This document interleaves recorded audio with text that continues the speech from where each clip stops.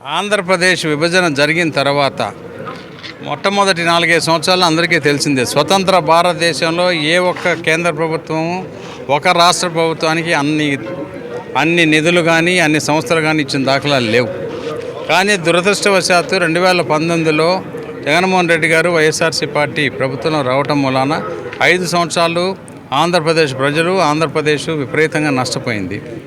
వాటినన్నీ దృష్టిలో పెట్టుకొని ఇప్పుడు ఎన్డీఏ ప్రభుత్వం ఇక్కడ ఎన్డీఏ ప్రభుత్వం అక్కడ ఉండటం వలన డబుల్ ఇంజన్ సర్కార్ బెనిఫిట్ అవుతుంది డెఫినెట్గా. దానికి అనుగుణంగా భారతదేశ ఆర్థిక పరిస్థితి కూడా బాగా ఇంప్రూవ్ అయింది. దాని ప్రకారం ఈరోజు చాలా శుభదినం మన ఆంధ్రప్రదేశ్కి.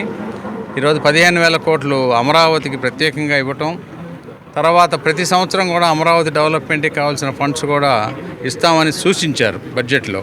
దాంతోపాటు పోలవరానికి సంపూర్ణంగా మద్దతు ఇస్తామని కూడా ప్రకటించారు. అవి కాక అనేక backward area development, backward districts డెవలప్మెంట్కి వీటన్నిటికి కూడా కమిట్ చేశారు.